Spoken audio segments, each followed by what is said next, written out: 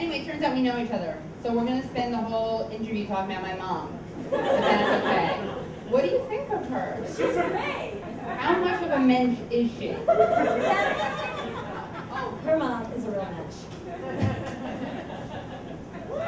I don't object. Wouldn't that be funny if I just spoke in legalisms the whole time? Point of order, Your Honor, I object. Permission to treat the interviewee as hostile. I love Jack McCoy, by the way.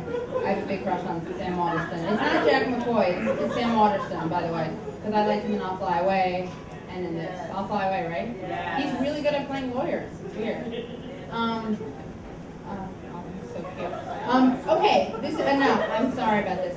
Tell me, let's just start off with what this campaign is. What is this multi-named campaign? Okay, we can just call it the campaign. So the campaign, everybody's been talking about the courts. They've been talking about the gun laws. They've been talking about all this stuff, the Lilly Ledbetter case.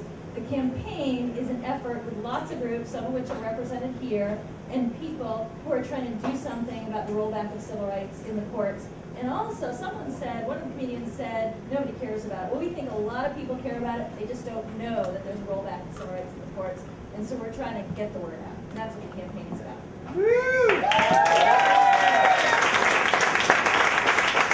So they would care about it if they knew about it, because it's disturbing, right? Yes.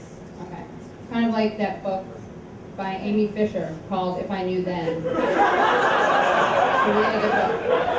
I have it. I'm not going to probably give you this. I should explain that the way we know each other is her mother is a writer. And she's a phenomenal writer, but I don't know if she's written about Amy Fisher, so you can explain that. She hired my mom as a ghostwriter. No, she didn't. I realize that. You guys actually couldn't believe that's true. But I'm looking at this list of all the organizations you work with, and they're great. I feel like I know someone on each of them. Can we play a name game? I'm just going to go through them. Michael Ratner, okay, I know him. Spinal thing? I had spinal fusion surgery. No joke. What's the connection between you guys and the spinal? I'm not making this up, right? I saw this. United Spinal. Yeah, United Spinal. You take this. I can check. I can cheat. Well, actually, that goes with United Spinal. Try it again. Try it again. Because one of the benefits of the microphones is that it's accessible for people with hearing impairments. And this is becoming an avant-garde performance. So our coalition and our definition of civil rights is very broad. And it involves lots of groups who are all being screwed over by the courts. And that includes people with disabilities, women, people who care about racial justice, really people who care about the environment. I would say the vast majority of Americans who care about the future of the country and our stakeholders and our future. And that includes people with disabilities whose rights have been rolled back tremendously. Their ability to get into court, their ability to establish that they're in fact discriminated against. And United Spinal is one of those groups of people with disabilities. Sorry, I'm not moving away from you because of the whole spinal thing. I like that organization. And I myself had my spine was literally, I was born with a screwed spine because it was curved. But then I got surgery and it was really put hooks and rods in it, so now it's screwed again.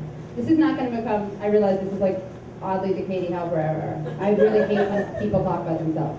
So, not when you do, I want you to. I hate when people like that do. I'm also trying to buy time until, is this figured out yet? You want to just lower the volume? Because it's probably, I don't need to test that anyway. Okay. So can I ask you about you? What makes you You probably are going to explain to me why under the Constitution I can't. Or you have the right to take the fifth. I have a bunch of questions, but first I wanted to, the personal is political. We've all taken women's studies 101. And you're nonpartisan, but you're still a person. So how did, unclear. How did you get into this? Was it Was this, when you were a little kid, did you always like civil rights, or were you a bully who took away the civil rights of people in the playground? And then you had an awakening, or a born again bully? A bully with deep regret. Yeah, a remorseful bully. No, I think we all have some background or reason. I think a whole number of us probably in the audience grew up during the 60s and 70s when it seemed like everybody cared about civil rights and cared about our future. And then somehow the world turned. And what I think we're seeing right now is another rejuvenation. And a lot of people who really care about the future, who are worried about climate change, who are worried about the rights of one another, who are worried about the environment, and we're seeing that kind of rejuvenation, and I really relate to it, because that's kind of the world in which I grew up in, where people cared about whether we're at war, cared about whether we were napalming people, cared about the rights of people and oppression, and that's what influenced me, and I went into racial justice for that reason. So you mean as a lawyer you went into racial justice, or you went into racial justice as an organizer and then decided to go into law school? What was the trajectory? All those things. I wanted to do civil rights work, and that's why I went to law school, and there are other people in this room from New York Lawyers for the Public Interest, and there you go. And fantastic interns who are here. And from our partnering organizations who really felt the same way, that we were motivated by civil rights, whether internally there's something that may have happened to us or our family or people we know in the larger world, and that's why we went to law school, and that's why we do the things we do, or that we went into organizing for that very same reason, or we went into advocacy or social work, whatever it is, because we wanted to make a difference.